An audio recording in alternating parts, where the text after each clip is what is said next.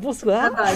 bah, bonsoir Patricia, ravie Voilà. d'être Et ici. écoute, au, Voilà. au début, Donc, je me laisse à côté de toi, puis comme ça tu expliques, puis dès que tu fais les oui, mouvements, je te passe en gros.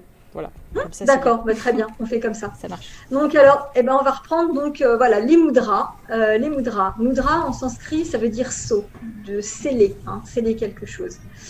C'est un terme qui prend son origine dans la civilisation védique, donc c'est très très ancien. Voilà.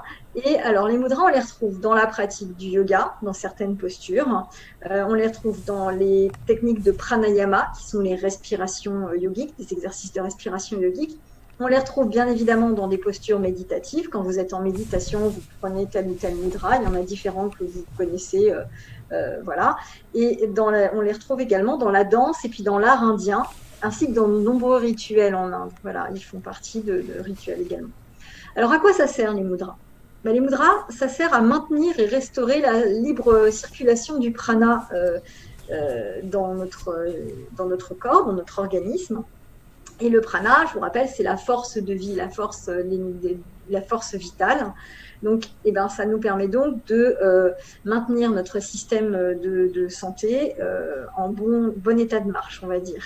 Voilà. Ça permet donc aussi de les pratiquer, d'augmenter la souplesse et la mobilité des mains et des poignets, des bras, des épaules, hein, puisque ben, comme il faut toujours bien se positionner, mais ça je vous l'expliquerai un peu plus tard. Ça permet de stimuler notre concentration mentale.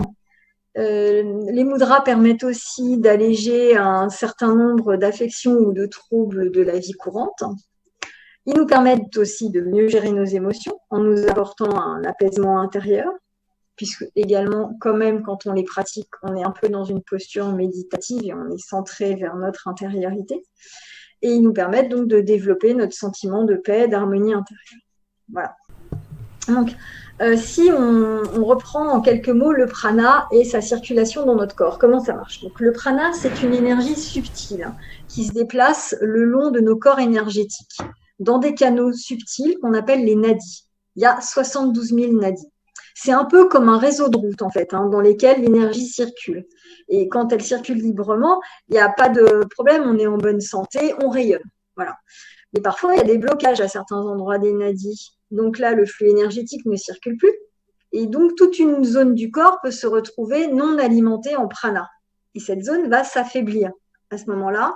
Et petit à petit, la maladie va survenir. Donc, il est très important de libérer les blocages de manière à refaire circuler le prana dans cette zone. Parce qu'il va venir la renforcer de nouveau et permettre sa guérison. Voilà. Donc, les mudras aident donc au déblocage de ces nadis parce que beaucoup de canaux commencent ou se terminent dans les mains. Voilà. Donc, le fait de mobiliser ces points, cette énergie directement par les mains va après être diffusée dans le corps et cette énergie va être orientée là où c'est nécessaire, selon les différentes postures, bien évidemment, qu'on va adopter. Dans la circulation du prana, on peut parler aussi des chakras. Les chakras, il y a 7 chakras principaux qui sont majoritairement connus, sont des centres énergétiques importants de notre corps. Ils reçoivent, ils stockent, ils transforment et ils transmettent le prana. Donc, ils régulent la partie du corps dans laquelle ils se trouvent, hein, géographiquement parlant, on va dire comme ça. Et ce sont des points d'intersection majeurs des nadis. Il y a beaucoup de nadis qui se rejoignent au niveau des chakras. Donc, ça veut dire que, pareil, le prana qui va être au niveau des chakras va être bien diffusé dans les nadis. Et s'il y a un blocage au niveau des chakras, il y aura une mauvaise circulation énergétique. Voilà. Après, il y a des carrefours mineurs de nadis, on pourrait dire, c'est-à-dire qu'il y a moins de routes qui se croisent. Et là, c'est ce qu'on appelle les marmas en Ayurveda. Et c'est des points, là, par contre, qu'on traite par digitopression. Donc, c'est dans des techniques de massage. Au cours d'un massage, et le thérapeute va venir appuyer et débloquer par des mouvements comme ça, l'appuyant et en faisant tourner, il va venir débloquer l'énergie à ce niveau-là. Voilà. Donc alors, les mudras et les 5 éléments. Donc, la nature primordiale universelle, on sait, elle est composée de 5 éléments, qui sont l'air, l'éther, le feu, l'eau et la terre, l'éther ou l'espace.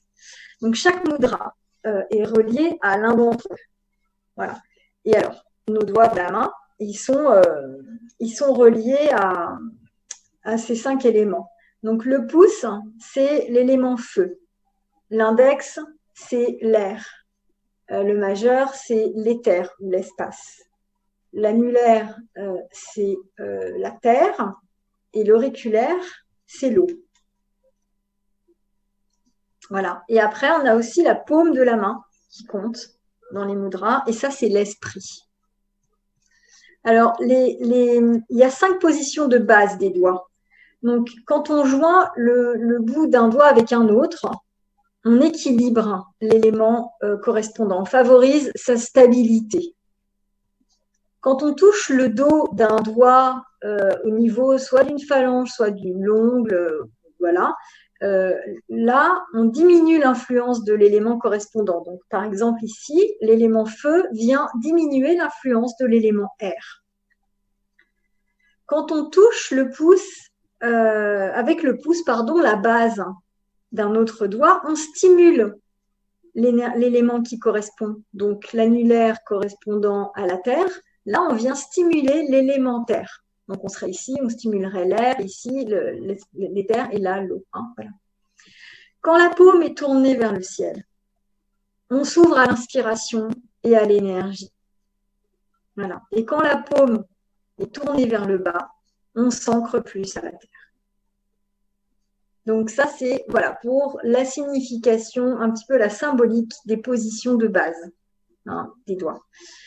Comment on pratique? Donc la plupart des mudras peuvent se pratiquer n'importe quand, n'importe où. On peut en pratiquer en marchant dans la rue, en marchant dans les bois, à son travail, si on a une petite pause et un besoin d'un moment de détente, dans les transports en commun, voilà. Et après, bien évidemment, on peut quand même, et c'est plus bénéfique, on va dire, dans l'application quotidienne, on peut quand même les pratiquer de manière plus ciblée, en posture méditative, ce qui va accroître leur effet. Parce que plus on est centré finalement sur le mudra qu'on est en train de faire, et bien plus il aura d'effet. Donc il faut quand même bien toujours rester concentré sur les mudras qu'on fait. Alors, ça se pratique en position assise. Donc, dans ce cas-là, assis, c'est comme vous êtes le plus confortable. C'est-à-dire, ça peut être assis sur une chaise, assis en tailleur, assis sur les talons. L'idée, c'est qu'on se tient bien droit, les épaules roulées vers l'arrière, la colonne vertébrale bien droite, la tête bien droite et comme si elle était reliée par un fil au ciel. Voilà, le menton légèrement baissé, on n'est pas comme ça, on n'est pas comme ça. Il faut que la tête soit dans une position neutre et souple, mais on est détendu dans cette posture-là. Voilà. Et là, on respire tranquillement.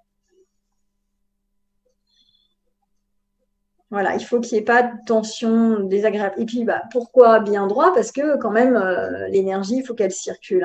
Il y a beaucoup d'énergie qui circule dans notre colonne vertébrale. Ça peut se pratiquer en position debout. Dans ce cas-là, on se tient les 2 pieds bien ancrés dans le sol, légèrement écartés à la largeur du bassin, les genoux souples, pas raides, les jambes ne doivent pas être raides comme des bouts de bois, voilà. Et il faut ressentir le poids dans les pieds, sentir qu'on est bien stabilisé, le poids est bien réparti sur les 2 jambes. Et à partir de là, soit on peut rester debout comme ça et pratiquer, soit on peut se mettre à marcher. Voilà. On peut pratiquer en position couchée. Donc ça, c'est quand on a besoin d'une plus grande relaxation. Il ne faut pas hésiter à s'allonger pour pratiquer les mudras. Alors par contre, certains mudras ne se pratiquent pas dans cette position, mais voilà, on vous le précise en général. Le contact entre les doigts, il faut qu'il soit léger. C'est pas quelque chose de crispé. Quand on fait un mudra, on n'est pas là crispé à appuyer son pouce ou ici à appuyer beaucoup sur cet ongle en fait avec le pouce. Non, c'est souple, c'est détendu. Et les autres doigts doivent rester souples. Rien n'est raide. Et puis on n'appuie pas. Voilà, c'est juste un contact léger. Parfois, c'est une seule main qu'on utilise et parfois les 2 comme on veut. Il y a des fois où c'est nécessairement les 2 parce qu'il y a certains cas où on fait un geste avec une main et un geste légèrement différent avec l'autre. Et puis la respiration, donc on doit avoir une respiration calme, tranquille, par le nez. Donc la bouche est fermée, mais les lèvres ne sont pas pincées, elles sont détendues. Et on inspire, on expire par le nez. Voilà, je vais vous montrer quelques petits exercices d'échauffement pour se mettre les mains en route. Alors, vous n'êtes pas obligé de les faire chaque fois que vous voulez faire des mudras, mais dans le quotidien, et nos mains sont beaucoup sollicitées par des ordinateurs, par des smartphones. Donc, les doigts ont tendance quand même à se crisper, à se raidir. Et puis après, bon, quelle que soit votre activité physique, si vous avez une activité dans la journée qui sollicite beaucoup, beaucoup vos doigts, vos mains, c'est bien de faire des petits gestes comme ça qui les échauffent, qui les entretiennent, qui détendent les articulations. Alors, par exemple, on peut fermer les yeux, et on frotte doucement le pouce avec le bout de chaque autre doigt. Voilà, comme ça. Voilà, c'est quelque chose que vous pouvez faire les yeux fermés. Vous frottez comme ça, vous faites comme un peu comme des petits cercles avec le bout des doigts. Et ça, c'est quelque chose que vous pouvez faire pendant 1 minute à peu près.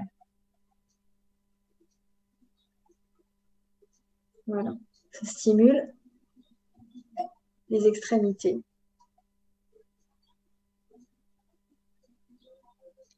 Voilà, après, vous pouvez plier doucement les doigts de manière comme ça, à frotter les ongles des 2 mains l'un contre l'autre, les uns contre les autres.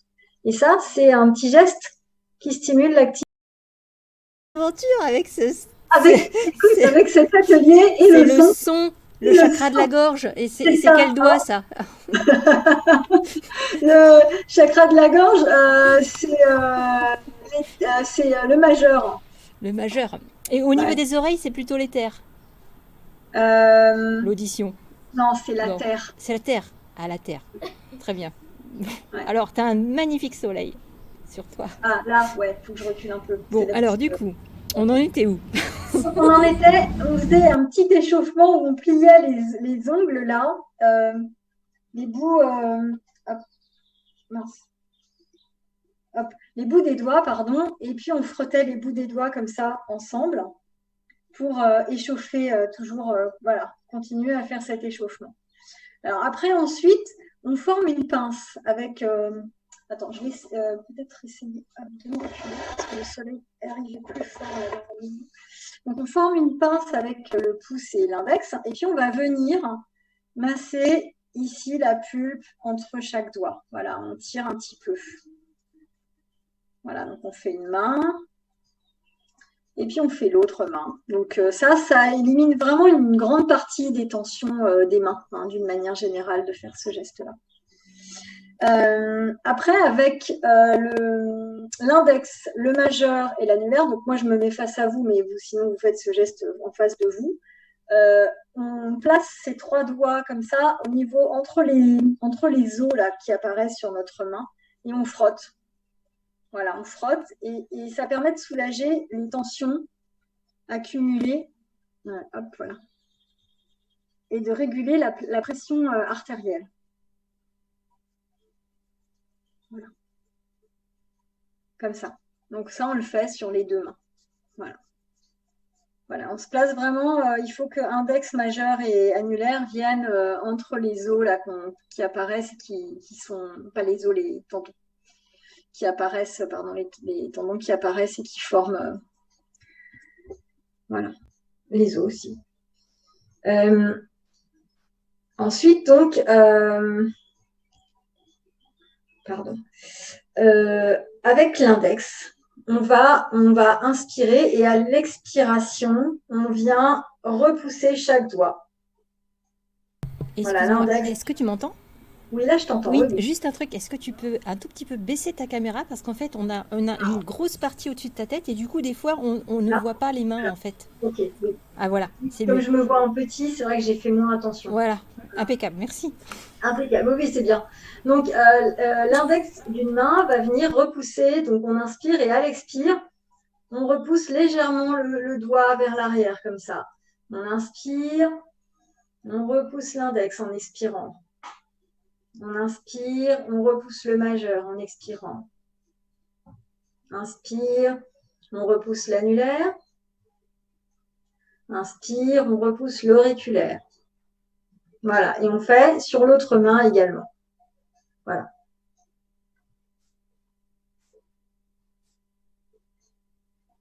Voilà, ça détend bien aussi les doigts. Après, on plie les doigts jusqu'à ce qu'ils soient près de la base, comme ça. Voilà, on les replie. Et ensuite, on les déplie et on va venir toucher la base du pouce avec chaque doigt. Donc, si on a un petit souci pour faire venir un doigt, on peut s'aider avec la main, hein, parce que c'est pas toujours facile. Donc, soit on arrive à faire les deux mains en même temps, et si on n'y arrive pas, eh ben, on prend dans ce cas-là, on s'aide de la main. Donc, ça aussi. C'est des petits exercices, c'est là qu'on voit un peu les raideurs qu'on peut avoir dans les mains, mais tout ça, ça se travaille. Hein. C'est pas rédhibitoire si on a des soucis comme ça. Justement, de pratiquer ces petits exercices, c'est très, très bien. Après, on va toucher les bouts des pouces avec les doigts. Donc, tout à l'heure, on a frotté. Là, on va juste toucher. On fait 1, 2, 3, 4, comme ça. 2, 3, 4, un rythme. 2, 3, 4. Et on va changer. Là, on était à la suite. On peut faire index, annulaire, majeur, auriculaire. Index, annulaire, majeur, auriculaire. Index, annulaire, majeur, auriculaire. Voilà.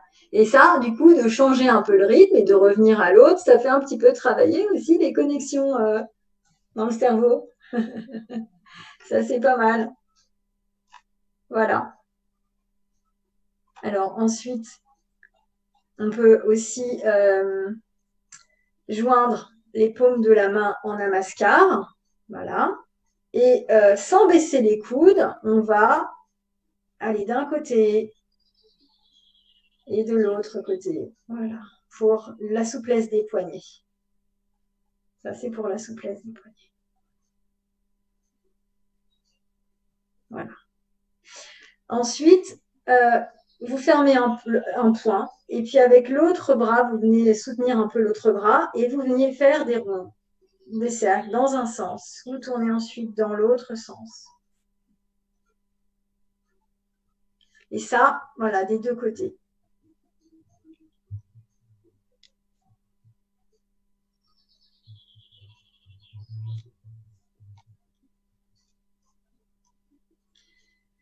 Ensuite, ce qu'on peut faire encore, c'est étirer les bras, voilà, comme ça. Alors, on peut les monter si on sent que on peut les monter, mais sinon, on les laisse devant et ça étire l'intérieur des doigts, ça étire les doigts, ça étire l'intérieur des paumes si vous ne pouvez pas monter.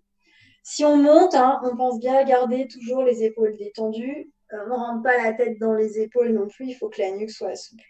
Voilà. Voilà. Et enfin, le dernier mouvement que je peux vous montrer. Alors, on ferme les poings. Et puis, donc, on inspire en écartant les doigts. Comme ça. Voilà. Et on écarte les doigts en les étirant au maximum. Hein. Donc, on expire, on ferme les poings, on inspire. Voilà. Comme si, en plus, on ouvrait quelque chose. Enfin, voilà. Une dernière fois. Voilà. Et donc, après ça, eh ben, on a les mains un petit peu entraînées et on peut aller pratiquer des mudras.